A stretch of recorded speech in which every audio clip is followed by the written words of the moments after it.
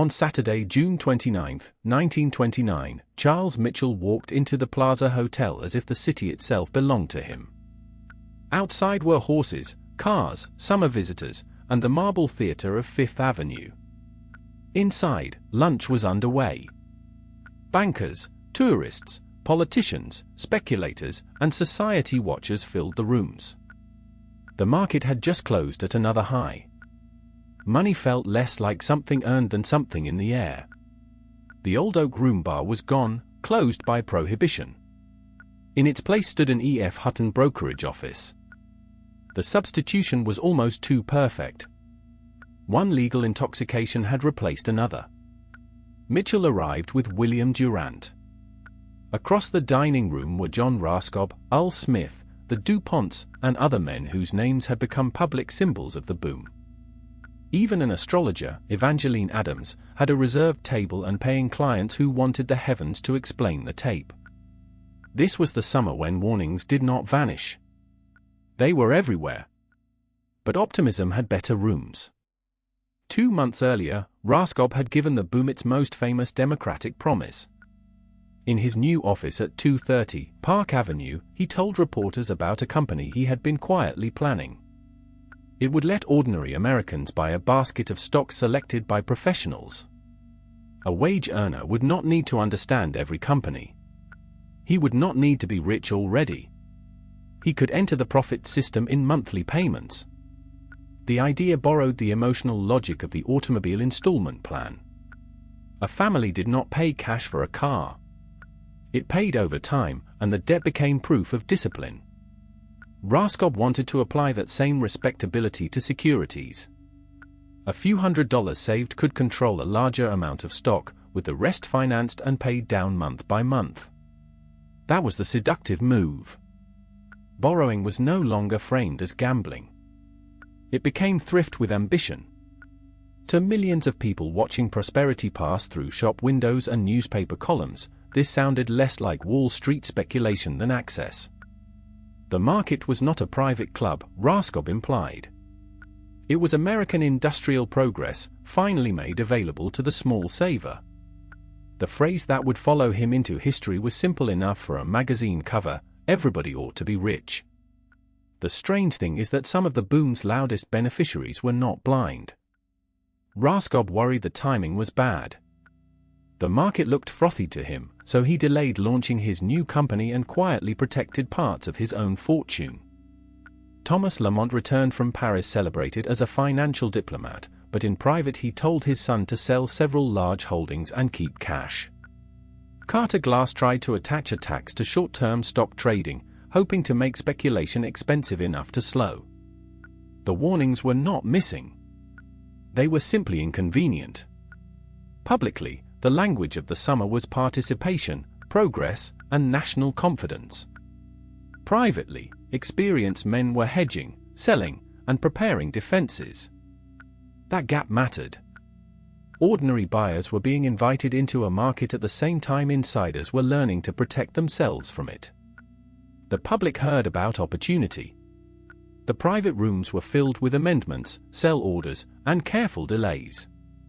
Optimism won partly because it did not require anyone to deny risk. It only required them to believe that risk could be managed by someone else. By August, the market had become a public attraction.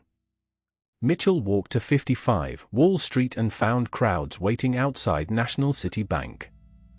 They applauded and called questions as he entered, as though a banker were a matinee star. The exchange superintendent noticed visitors lining up for seats in customer rooms, hoping for a clear view of quotation boards so they could watch their winnings grow. Faster tickers had been installed not only on the exchange, but in brokerage houses, hotels, and other public places. The market no longer stayed in the financial district. It followed Americans into lobbies, lounges, vacations, and conversation. Michael Meehan even opened a brokerage branch aboard the Leviathan, an ocean liner bound for Europe. Stock trading was going to sea. At the same time, Earl Smith announced that he would lead a company to build the largest office building in the world. The Empire State Building was still only a plan, but it belonged to the same emotional architecture: bigger, higher, faster, confident enough to make the future visible before it existed. Even the excess had a practical face. National city salesmen were expected to move securities through branches across the country. Hotel guests could watch the tape between appointments. A waiter could ask an astrologer for a tip and sound only half ridiculous, because everyone else in the room was asking the same question in more respectable language. Summer trading was supposed to be slow. This summer, volume broke records. Then came Labor Day. New Yorkers went to the beach to escape the heat. With the markets closed and the news thin, a reporter called Evangeline Adams, the astrologer whose financial predictions had become part of the city's entertainment. Her answer was fantastically bullish. The Dow, she suggested, could climb to heaven. The next trading day, the market reached another record. But in Massachusetts, Roger Babson was reading a different country. He saw borrowing, margin speculation, and a market rising above the economy underneath it. Steel production was softening. Rail freight had begun to slip. Industrial production had wobbled after its June high. Babson had warned before, often enough that Wall Street could dismiss him as a professional pessimist. This time, the warning carried. His words hit the Dow Jones ticker and moved through brokerage rooms in fragments. Stocks fell hard enough that the break took his name. For a moment, the machine listened. For a moment, the public saw that paper profits could disappear faster than they had arrived. That was the frightening part of Babson's warning. It did not require a conspiracy or a scandal. It only asked investors to notice that a market built on borrowed confidence could change direction when too many people tried to protect their paper gains at once. But optimism had an answer ready. Irving Fisher, the Yale economist whose confidence carried academic weight, argued that modern America had changed the old limits. Mass production, research laboratories, inventions, and corporate earning power made high prices seem reasonable.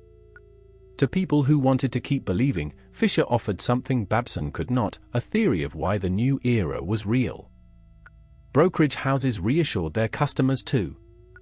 Do not be stampeded by one forecast, they implied.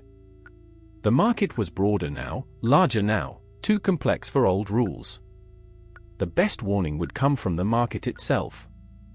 That sounded sensible, and it was comforting. Underneath, credit kept moving. Brokers' loans were expanding by enormous sums. Corporations and foreign companies poured money into the call market because short-term rates could be irresistible. Speculators found cash available. The machine could convert doubt back into buying power. Hoover was uneasy, but trapped. If he attacked speculation too suddenly, he might damage ordinary business credit. If he stayed quiet, the market could keep interpreting silence as permission. The problem had become political as much as financial. Every restraint sounded like an attack on prosperity. Every reassurance sounded like patriotism. The boom had found a way to make skepticism feel irresponsible. This was how warnings lost, not because they were disproved, but because reassurance had institutions, experts, customers, and cash behind it.